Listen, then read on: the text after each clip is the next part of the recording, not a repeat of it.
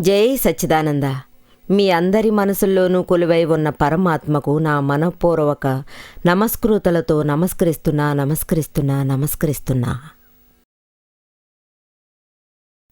అమ్మా నాన్న పిల్లల వ్యవహారాల గురించి ఇప్పుడు మనం ఇంకా తెలుసుకుందాం. అమ్మా నాన్నలకు పిల్లల మీద ఉన్న మోహంలో మాతృత్వం ఉంది. ఇందువల్ల పిల్లల మీద ప్రేమ చెడే అవకాశం లేదు. అదే టైం కన్నవాళ్ళు ఎదురుదెబ్బకు ఎంతగానో సఫర్ అవుతున్నారు. మీరు మనస్ఫూర్తిగా అన్నీ చూశారంటే ప్రతి విషయమూ మీకు తెలిసొస్తుంది. ఇక్కడేంటంటే పిల్లల మీదున్నది ఒక రకమైన మోహం. అది తల్లిదండ్రులు అర్థం చేసుకోవట్లేదు, తప్పుడు లెక్కలు వేస్తున్నారు. ఇవన్నీ మోహ లక్షణాలే. పిల్లలతో ఈ వ్యవహారాలు ఎలా డీల్ చేయాలో తెలీదు. ఒక సోదరి నన్ను కలవడానికి ఇక్కడికి పదే వచ్చేది. తన కొడుక్కి 1-1.5 వయసు ఉంటుంది. వాడు ఒక్కగానొక్క కొడుకు కాబట్టి వాడి మీద అమితమైన ప్రేమ పెంచుకున్నారు. రోజంతా వాళ్ళ దృష్టి ఆ పిల్లాడి మీదే ఉండేది. ఒక్క సెకండ్ కూడా వాళ్ళు వేరే పని మీద అటు ఇటు కదలరు. ఇంకా చెప్పాలంటే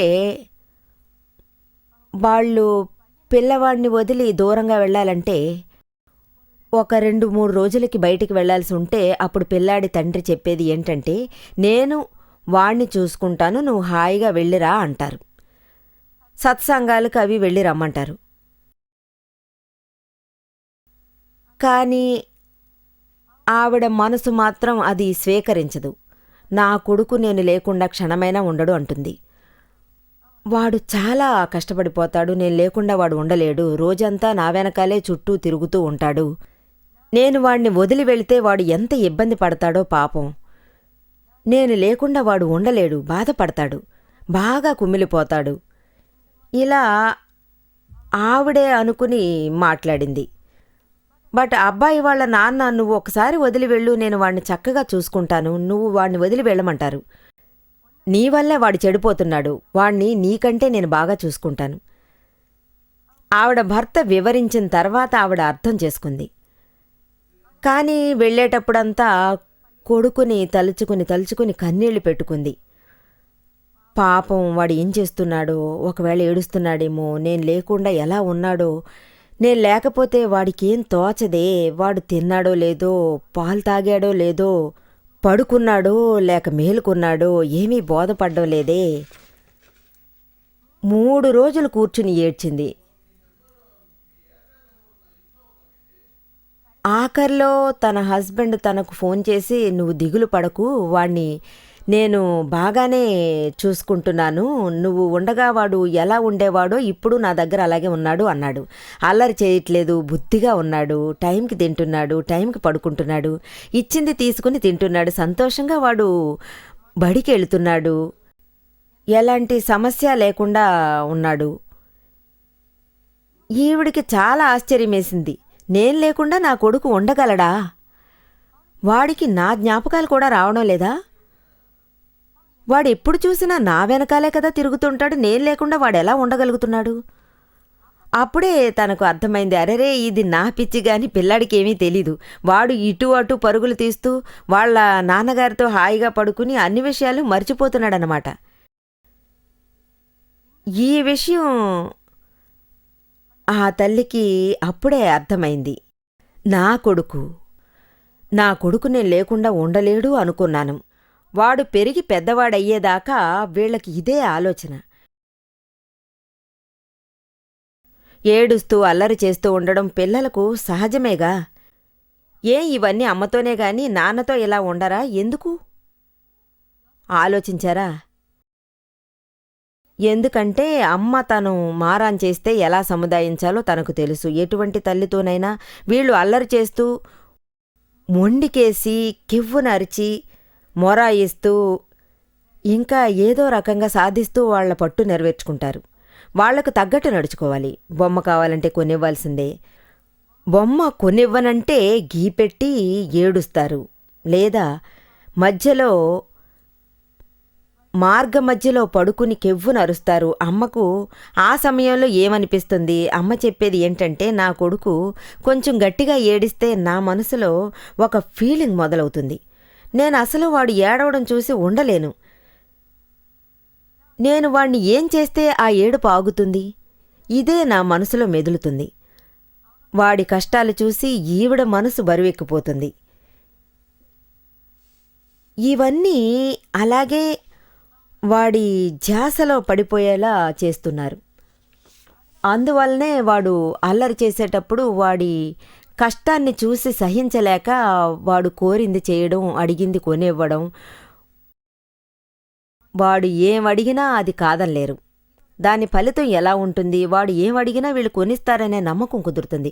ఆ తర్వాత ఆ ఆలోచన పర్మనెంట్గా నిలిచిపోతుంది. నేను ఎలాగైనా నా ఇష్టానికి కార్యాన్ని సాధించగలను, నేను అనుకున్నది అనుకున్నట్టు సాధించగలను, దీనికంతా ఒకటే దారుంది. నేను అరిచి ఘీ పెడతాను, నా బుర్ర బద్దలు అవుతుందంటాను, నేల మీద పడి గిలగిలా కొట్టుకుంటాను. ఈ విధంగా చేశానంటే నిజంగా నేను అనుకున్నది తూచా తప్పకుండా సాధిస్తాను. అలా కోరింది ఇవ్వకపోతే అన్నం తిన్ను, నీళ్లు తాగను. వెంటనే మా అమ్మ నన్ను చూసి అలాగే కరిగిపోతుంది. వెంటనే మా అమ్మ నేను ఆశించింది నెరవేర్చుతుంది. చిన్నపిల్లాడైనా తల్లిదండ్రుల వీక్నెస్ ఏంటో తెలుసుకున్నాడు చూడండి. వీళ్ళు ఇలా సదా ఆలోచించడం వల్ల ఒక రకంగా పాడైపోతున్నారు. అమ్మకిది కొంచెం కూడా అర్థం కావట్లేదు. అమ్మకు వీళ్ల మీద కోపడ్డమే తెలుసు. ఆశ నుంచి కోపం, కోపం నుంచి ఆశ, ఇది మారి మారి అలా పాకిపోతుంది. ఒక అబ్బాయి నన్ను చూడ్డానికి అప్పుడప్పుడు వస్తుంటాడు. వాడు చిన్నగా ఉన్నప్పుడే చాలా ఏడ్చి అరిచేవాడంట. వాడు మహా మొండి రకం. ఇలా ప్రతిదానికి ఏడ్చి సాధించడం వల్ల ఫేస్ మొత్తం నీలం రంగులోకి మారిపోయింది. అది చాలా వికృతంగా ఉంటుంది. ఇది చూసి వాళ్ళమ్మ అలాగే భయంతో ఉణికిపోయింది. కుర్రాడు చచ్చిపోతాడేమో అని ఆవిడ భయపడుతుంది. ఈ ఆలోచన వల్లే వాళ్ళు పాడైపోతున్నారు. నా దగ్గర ఇప్పుడు ఈ ఏడుపు ఆయుధం ఉందనుకుంటారు. దీంతో మా అమ్మను, మా నాన్నను కోరింది అడిగి సాధించుకోగలను అంటాడు. స్కూలుకి సెలవు పెట్టొచ్చు, మందులు వేసుకోకుండా మానేయొచ్చు, ఇలా రకరకాలుగా ఆడుకోవచ్చు. ఊరికే గొంతు చించుకుని అరిచి అరిచి అందర్నీ పోగేసి అనుకున్నది సాధిస్తారు. ఇందువల్లే పిల్లలు అడ్డదారులు తొక్కుతున్నారు. ఏదైనా చిన్న పని చేయమంటే వెంటనే కుదరదు అని అనేస్తున్నారు. బొమ్మ కింద పడిపోయింది చూడు, అది తీసి బ్యాగ్లో పెట్టుకో అన్నా కూడా కుదరదు. నా వల్ల కుదరదు. పాలు తాగిన గ్లాస్ తీసుకొచ్చి ఆ సింకులు వేయమంటే కుదరదు. ప్రతిదానికి కుదరదని మొండికేస్తారు. ఏ పని చెయ్యరు. అమ్మ చెప్పే ప్రతి పని చేయను చేయను అంటారు. ఎందుకంటే వాళ్ళు చేస్తారు కదా అని అలా నడుచుకుంటారు. ఈ కన్నతల్లి కూడా మనం చెప్పేది ఏదీ వినిపించుకోవట్లేదే, వీడు ఎందుకు ఇలా తయారయ్యాడు అని ఆలోచించడం మొదలెడుతుంది. వాళ్ల మనసు చెప్పినట్టు వింటారు. వాడు ఎలా ఆలోచిస్తే అలా చేయకూడదు అని మనసులో పెద్దలు అనుకోవాలి. ఏం చేస్తాం, చెప్పింది వినట్లేదు. బయట్నుంచి మనం ఏం చెప్పినా వాడు వినిపించుకోడు. కానీ లోపల వాళ్ల సైకాలజీ మనసులో ఏదో పెట్టుకుని అలా చేస్తారు. ఎందుకంటే ఈ కాలపు పిల్లలు చాలా స్పీడ్గానే ఉన్నారు. అబ్బాయిలు అమ్మాయిలు చాలా ఓవర్ స్పీడ్గా ఉన్నారు. ఒక సోదరి నా దగ్గరకు వచ్చేది. తన కొడుక్కి సరిగ్గా 7 ఏళ్లుంటాయి. కానీ చాలా ఇంటెలిజెంట్. అమ్మ ఏం చేస్తుందా అని పిల్లలు గమనిస్తూ ఉంటారు. కానీ ఆ తల్లికే ఈ విషయం తెలీదు పాపం. ఒకసారి ఆ పిల్లాడు లేటుగా లేచాడు. వాడు స్కూలుకి త్వరగా వెళ్లాల్సొచ్చింది. కొంచెం లేట్ అయింది. వాడు త్వరగా రెడీ కావాలని వాళ్ళమ్మ పదే పదే చెప్పింది. 3 సార్లు చెప్పింది. ఇలా చూడు బాబు, నువ్వు త్వరగా రెడీ అవ్వు, మీ స్కూల్ బస్సు వచ్చే టైం అయింది, త్వరగా రెడీ అవ్వు. అది పోయిందంటే నేను నిన్ను డ్రాప్ చేయాల్సి ఉంటుంది. వెంటనే వాడు సరేనమ్మా నేను రెడీ అవుతానన్నాడు. ఈ విధంగా తను 3 సార్లు చెప్పింది. 4వసారి అలాగే చెప్పింది.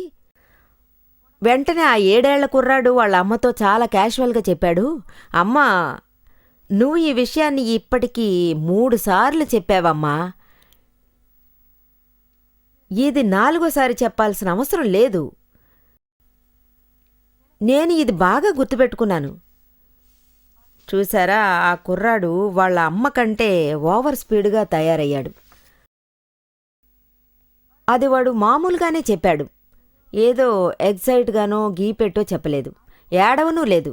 అమ్మతో ఒకే విషయాన్ని మీరు 3 సార్లు చెప్పారని చెప్పి వేలెత్తి చెప్పాడు, అంతే.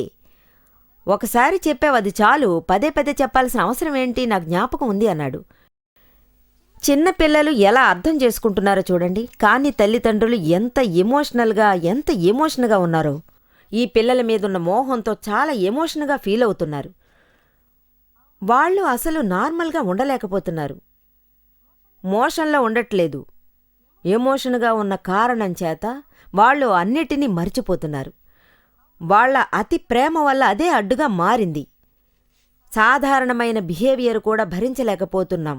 మనం ఏమంటే అది పిల్లలను బాధ పెడుతుంది. ఇవన్నీ వాళ్ళు కొంచెం కూడా ఆలోచించట్లేదు.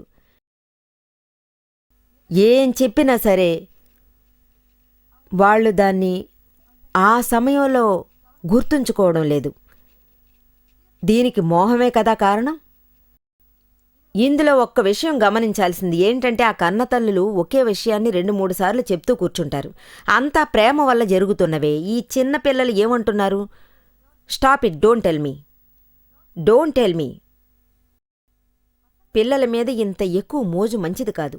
ఈ ఒక్క కారణం చేత పిల్లలు నిజంగా చెడిపోతారు.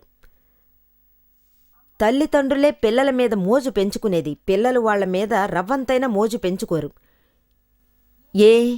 ఎందుకంటే ఎప్పుడు గర్భంలో బిడ్డ పడుతుందో అప్పట్నుంచే అమ్మ నా కడుపులో ఉన్నది నా బిడ్డ అంటుంది. నా బిడ్డ అలా ఉంటాడు, ఇలా ఉంటాడు అనే కలలు కంటుంది. ఈ మోజు పడేది ఉంది చూడండి, అది చెప్తే పోయేది కాదు. వాళ్లకున్న కాన్సంట్రేషన్ అంతా వాళ్ల మీదే ఉంటుంది. మోజులన్నీ పిల్లల మీదే పెంచుకుంటారు. ఏ చోట ఉన్నా మనసు అక్కడే ఉంటుంది. ఈ కారణంగా మోహం అనేది పెంచుకుంటారు. ఆ రోజుల్లో మోహం పెంచుకోవడం అనేది ఉండేది కాదు. ఈ రోజుల్లో ఒకరినో ఇద్దరినో కంటున్నారు. కానీ ఆ రోజుల్లో మినిమం అంటే 3-4 ఉండేవారు.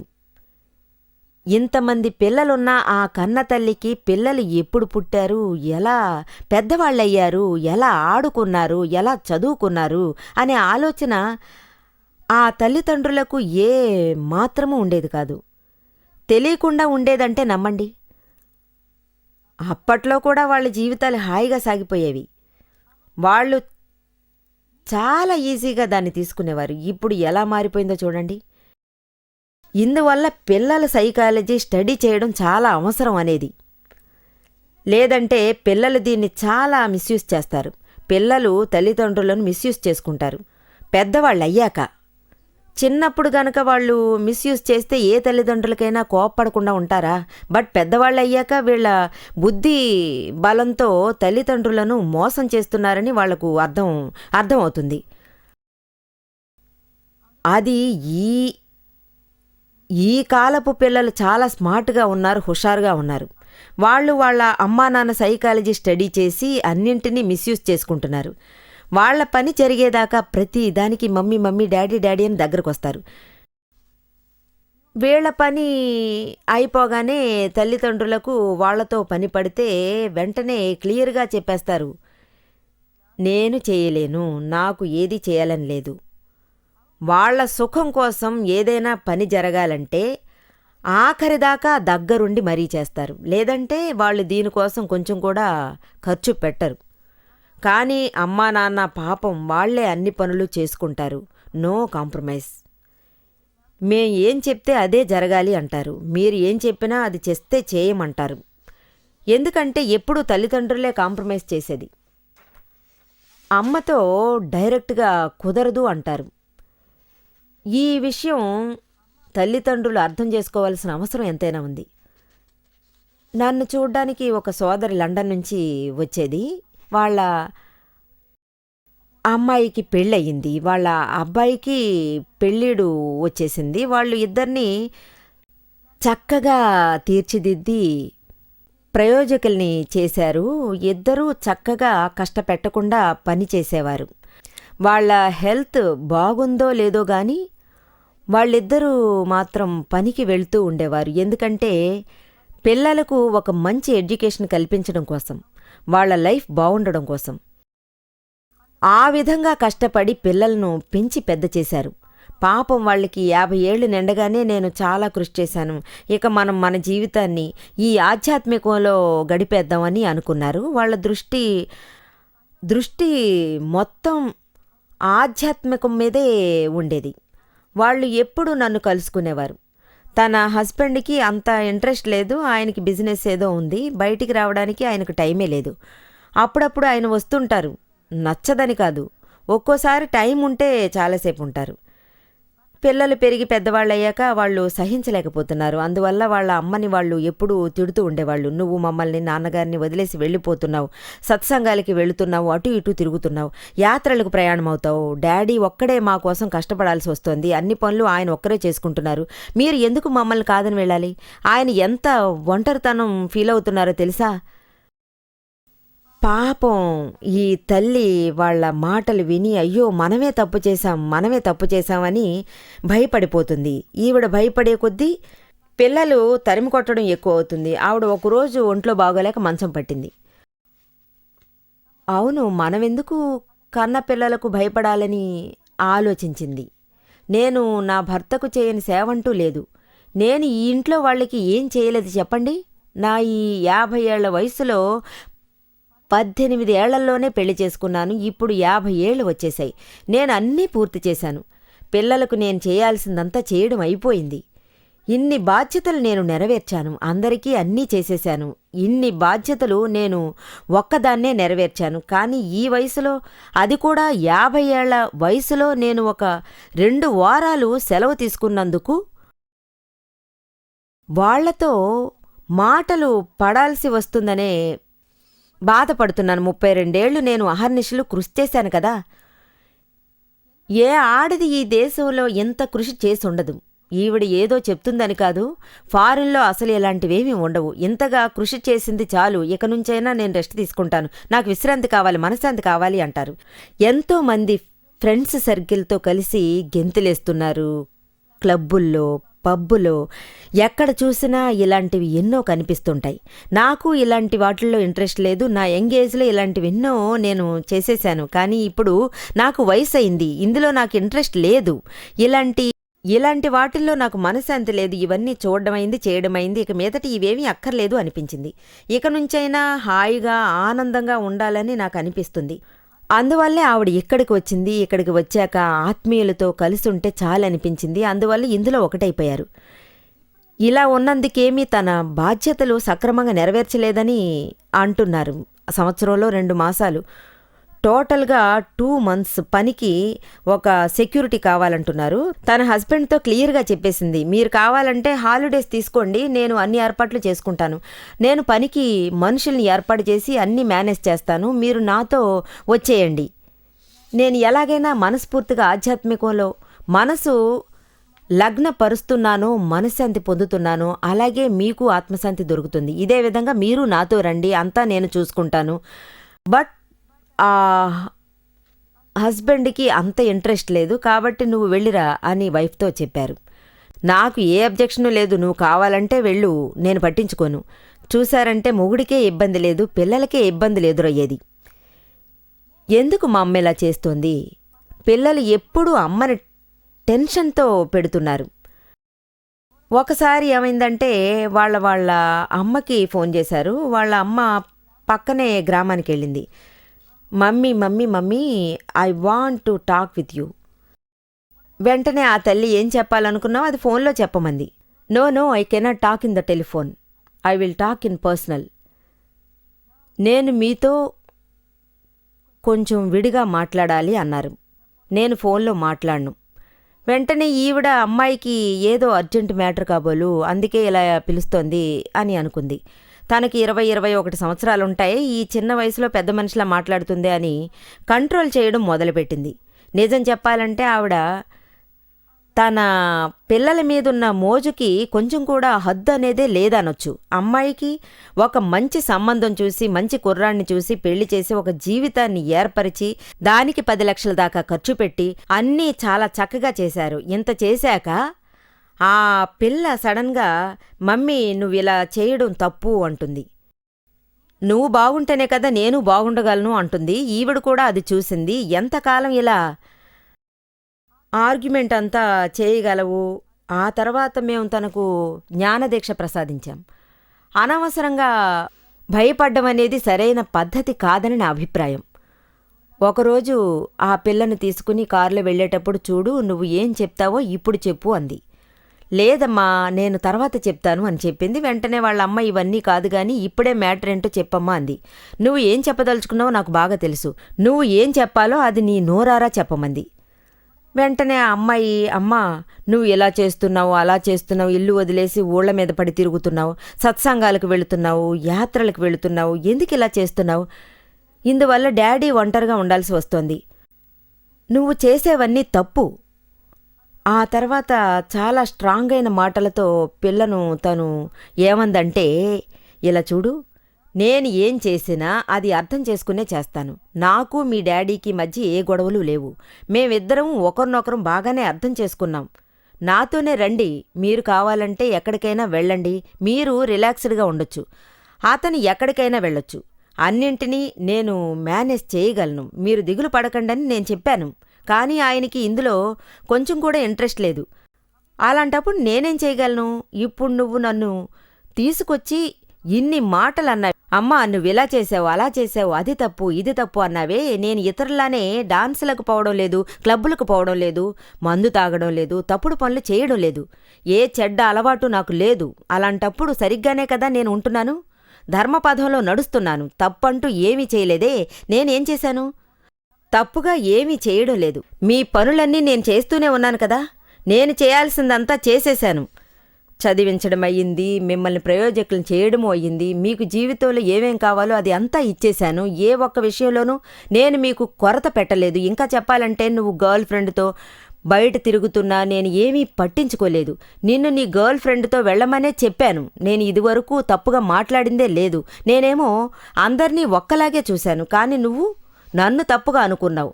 మీ అన్నయ్య కూడా నన్ను బయటికి వెళ్ళొద్దని శాసించారు. నువ్వు సంతోషంగా ఉంటే నాకు అంతే చాలు, వేరే ఏమీ అక్కర్లేదు అంది. నేను ఆశించినట్టు నువ్వెందుకు విషయం అర్థం చేసుకోవట్లేదు? మీ విషయాలన్నీ మేము యాక్సెప్ట్ చేశాం కదా, మా ఈ ఒక్క విషయం మాత్రం ఎందుకని మీరు యాక్సెప్ట్ చేయడం లేదు? ఇది ఏ విధంగా న్యాయమో చెప్పండి. మీలో ఉన్న ఆలోచన, మీలో ఉన్న ఆశ మాకు ఉంటాయని అనుకోకూడదా? మేము ఎక్కడ తప్పు చేశామో చెప్పండి. మీరు డ్రింక్ తాగుతారా? మీరు బార్కి వెళ్తారు, నాకు బొత్తిగా నచ్చలేదు. మీరు గర్ల్ ఫ్రెండ్తో వెళ్ళడం నాకు అస్సలు ఇష్టం లేదన్నానా? నువ్వు చాలా విషయాలు చెప్పావు, కానీ నేను అన్నిటినీ సహించాను, ఏమీ అనలేదు. నేను చేసే ఒక్కగానొక్క కార్యం ఈ ధర్మం చేయడమే. అదెందుకు నీకు నచ్చలేదు అంటున్నావు? నేను చేసేది తప్పా? వెంటనే ఆ అమ్మాయి అవునమ్మా, క్షమించమ్మా, సారీ అమ్మా, నన్ను క్షమించమ్మా అంది. ఆ తర్వాత తను ఒక్క మాట కూడా పల్లెత్తు మాట అనలేదు. ఈ విధంగా పిల్లలు మిమ్మల్ని ప్రశ్నించడం మొదలెడితే మీరు గట్టిగా నిజం చెప్పండి, ఉన్న వాస్తవం చెప్పండి. అప్పుడు ప్రాబ్లం అనేదే ఉండదు. జై సచ్చిదానంద.